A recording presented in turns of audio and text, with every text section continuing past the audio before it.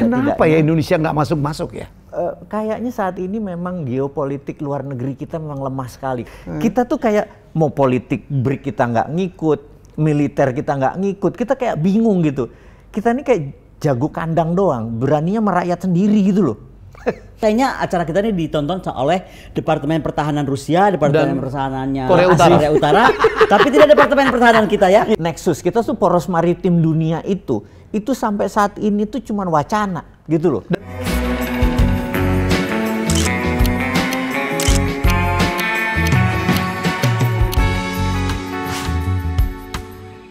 Ya, kita jumpa lagi dalam acara kami bertiga. Saya Dr. Koni dan juga Mardigu. Mardigu itu dokter S2 lagi. Saya bukan Dr. Koni, saya Mawar Pitch. Mawar yang dipakai. Aku Mawar. Ini sinyal-sinyal mau pindah partai ini kan. Emang gue berpartai? Oh jangan nanti gue ikut netizen. Ibu Koni harus netral katanya. Betul nggak? Iya benar-benar. Nah, berarti dia Gerindra dong putih-putih. Berada di atas semua partai. Oke, kita ngomongin tentang Bu, ini kayaknya krisis perang Rusia Ukraina ini akan panjang ya Bu ya. Kan kita pernah bahas, pasti iya. panjang dan kalau udah ngap, kan sekarang udah mulai lihat tuh Zelensky udah mulai dicuekin, ya kan? Polandia udah nggak mau nyuplai. Polandia udah nggak mau nyuplai. Tapi ada nyuplai tank segala macam Bu. Siapa? Iya kan dia akan dapat bantuan tank, Udah akan dapat bantuan Polandia pesawat. Udah karena untuk urusan pertanian kan. Udah mulai pusing, Zelensky udah dicuekin habis, dia sekarang udah ganti kemeja. Udah nggak lagi pakai. Udah nggak sosok penderitaan jadi tentara kesiangan itu udah enggak, tapi tetap aja dicuekin. Nah, jadi intinya ini kayaknya mereka pun harus segera lepas tahu. Udah gitu kan Prancis lagi pusing ya. Bergolaknya Afrika itu bagaimanapun bikin Prancis pening lah. Ya dong, itu nggak main-main loh. Bisa dibilang kan dia hidup dari sana ya, betul nggak? Ya kan. Terus aku kemarin lihat bagaimana imigran dari ke Italia datang banyak banget dari negara salah satu negara Afrika aku lupa, banyak banget dan semua laki. Dan tentara-tentara tuh udah nggak bisa nahan. Dan semua aku baca komennya ngomong apa? Ini akibat apa yang dilakukan Eropa di Afrika. Jadi orang akhirnya sekarang reflecting kan, kenapa bisa jadi begini. Nah, jadi dunia tuh nggak baik-baik aja. Nah, menurut aku kemungkinan untuk mengganggu udah pastilah. Yang diganggu tuh Cina. Karena kan ada sekarang udah dicolek-colek nih sama Amerika ya. Apakah isu Taiwan, apakah isu Laut Cina Selatan. Tapi kalau aku ngelihatnya gini lah, mau senekat apapun ganggu Cina, mau di Taiwan atau Laut Cina Selatan, harusnya nih mereka berpikir lah. Karena di mengganggu Rusia pun mereka sudah kesulitan baru. Mereka ganggu Rusia aja kan mereka krisis ya. Biden sangat dipertanyakan.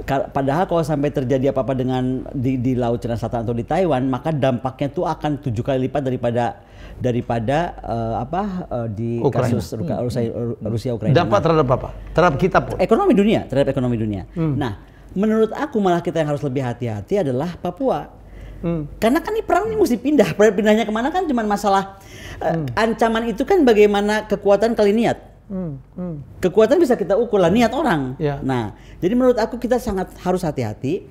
Apalagi kalau sampai ada kegeeran seolah-olah mereka mampu, kita mesti hitung sekarang berapa kuat sekarang The Quad, berapa solid The Quad itu, ya kan? Berapa solid FPDA, Five Power Defense Arrangement, yang intinya adalah negara-negara mantan Commonwealth yang juga mereka ada di ASEAN, dan berapa kuat AUKUS sudah persiapan dengan menjadi basis industri, teknologi dan lain-lain untuk support the war. Jadi kan sekarang udah makin makin pressing ke kita kan. Nah itu yang menurut aku nggak bisa main-main dan kita kenapa harus sangat serius mikirin ini gitu. Maksudnya? Ada yang menarik. Tadi topik kita salah satunya BRICS dan NATO BRICS. Jadi ini BRICS ini tadi bukan kekuatan kekuatan politik, kekuatan militer bukan murni kekuatan ekonomi. Tapi mendadak menjadi geoekonomi. Of course karena akhirnya orang kalau nggak kita pernah bahas. Jangan dilihat angka ekonominya, hitung jumlah manusianya, hitung jumlah defense-nya. Betul. Ekonomi harus ditopang oleh militer. Militer harus memerlukan ekonomi. Mendadak bergabung Iran, mendadak bergabung Uni Emirat Arab, mendadak bergabung Saudi Arabia, setelah bergabung Brazil, India dan Afrika Selatan. Mereka sekarang menguasai 55% minyak dunia.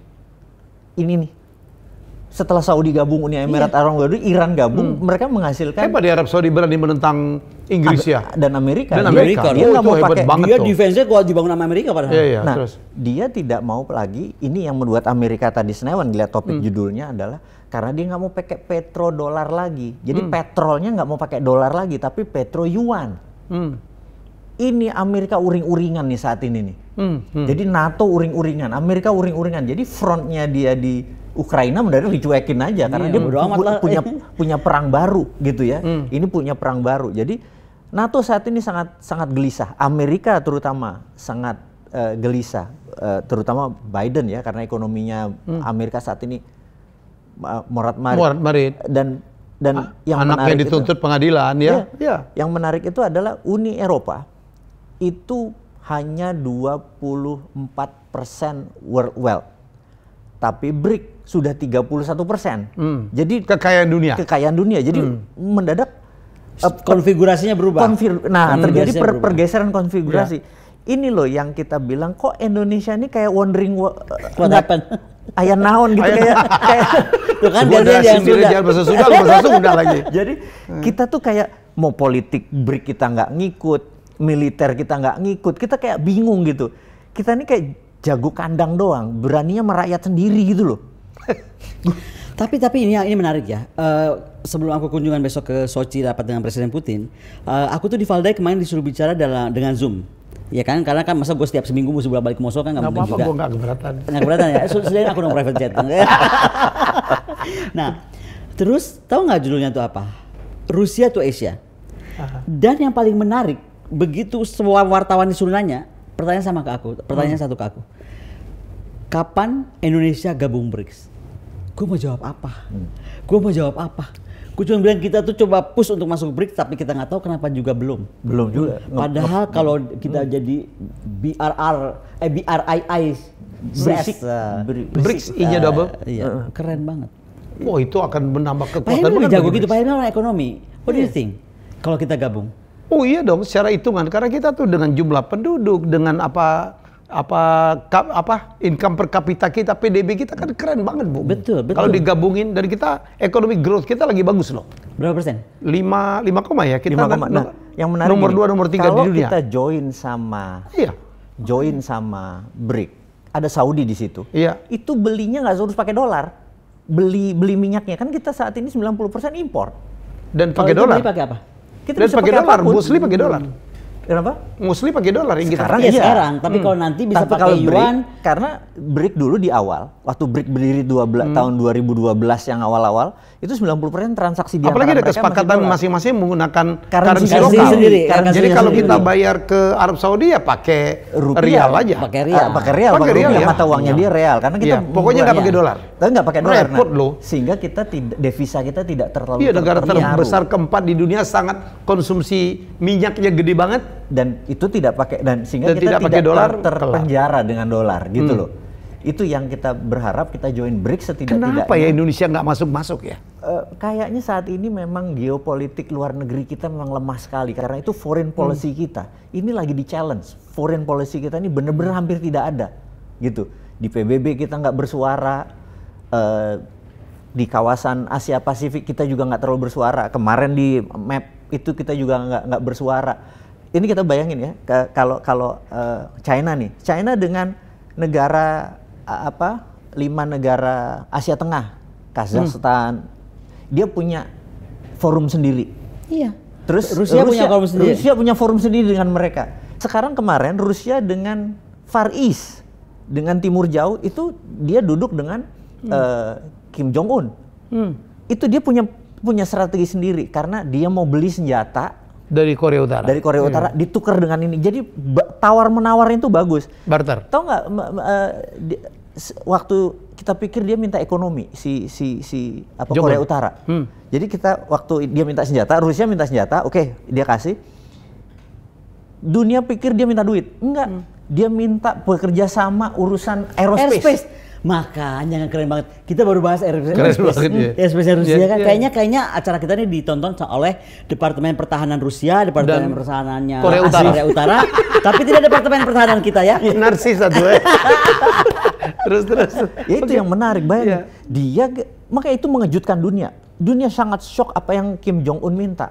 Dia minta Keren, bagian dari airspace. airspace. Jadi karena pertahanan itu nanti bukan udara. Udah bukan ruang angkasa. Udah ruang angkasa. One step ahead ya. One Iya step dong, ahead. dia meng-cut R&D yang panjang dari Rusia. Pinter banget dong. Itu. Paling mahal itu kan pengembangan R&D. Iya, iya. Berarti kan dia cut itu. Udah gua kesana. Langsung Keren masuk di banget. tengah gitu ya. Nah, kedua at the same time Elon Musk tiba-tiba matiin Starlink di Ukraina. Langsung Putin muji-muji. Elon Musk, welcome to Russia. Lu gue kasih akses, keren. Sekarang gue cinta lagi sama Elon Musk. Kemarin kan gue marah ya waktu dia bantu Ukraina.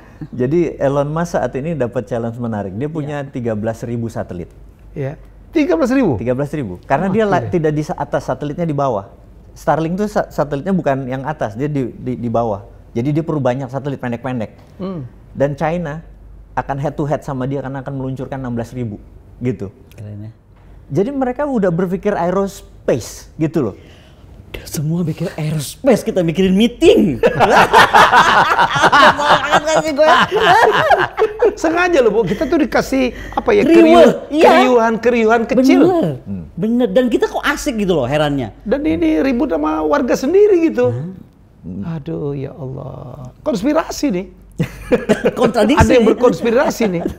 Sehingga teriak, iya dong. Itu kan ahlinya membuat konspirasi. Iya. Jangan-jangan ya.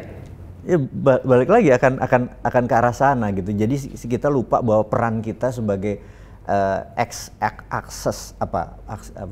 tengahnya itu aksis. Poros.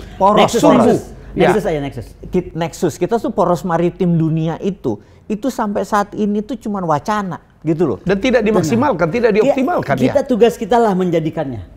Biarin aja semua nggak ngurusin, kita yang ngurusin.